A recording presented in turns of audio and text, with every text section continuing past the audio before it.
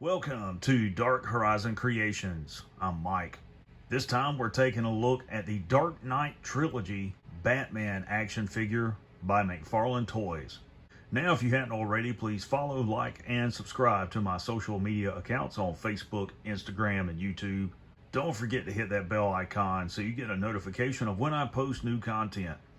And here we have the Batman from the Dark Knight Trilogy collection from McFarlane Toys. This is one of 4 action figures in this set, which include the Joker, Scarecrow, and Two-Face, and it is a Build-A-Figure collection with each figure including components to build Bane from the Dark Knight Rises. This is, in my opinion, the nicest figure of Batman from the Dark Knight Trilogy that I have seen to date. And of course you have your standard window display box with the DC Multiverse logo at the bottom. Inside you see the action figure.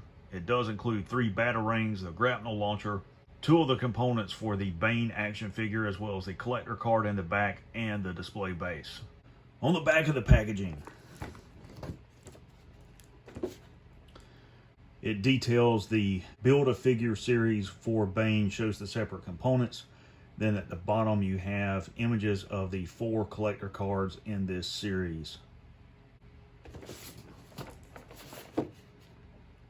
Now, before we take a look at the figure, I do want to show you what is included in the insert.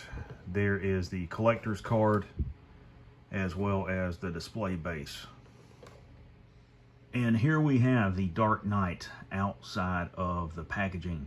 I must say I am really impressed with this action figure. It is perhaps one of the most lifelike action figures that I have ever seen produced. The first thing that really stands out about this action figure is the body armor. The body glove itself is black, but the armor sections are a dark gray, and I did not realize that before. The armor is segmented, and it's done that way to provide Batman with flexibility and mobility. You can see the gold utility belt. It looks really nice. And the cape is made from soft plastic. I would have liked to have seen a cloth cape, but it's not as stiff as capes that we've seen on previous iterations of the figure. So let's bring him in close so you guys can see the head sculpt. Attention to detail on the armor sections. Gauntlet armor, hard knuckle gloves there. There's the back, his armor utility belt. I like how the armor panels kind of wrap around, where they don't leave him exposed to attacks from the rear. It's really cool. As far as articulation, the head is on a ball joint, full range of motion, forward and lateral movement at the shoulder, bicep rotation. It does have a butterfly joint, double jointed elbow, wrist swivel, and wrist pivot. His torso is on a ball joint. It also has waist swivel, forward and lateral movement to thigh rotation. Really stiff joints, that's nice. Double jointed knee,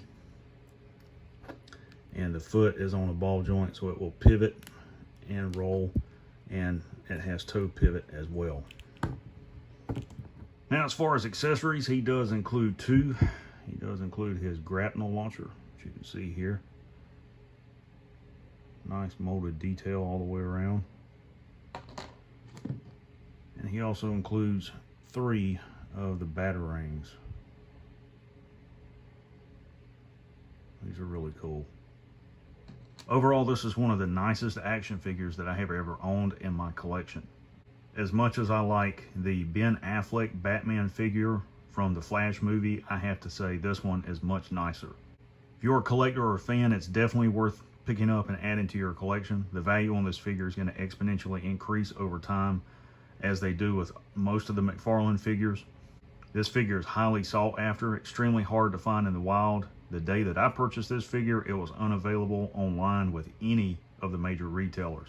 I actually found one of these on the shelf at an area GameStop and picked it up for $24.99.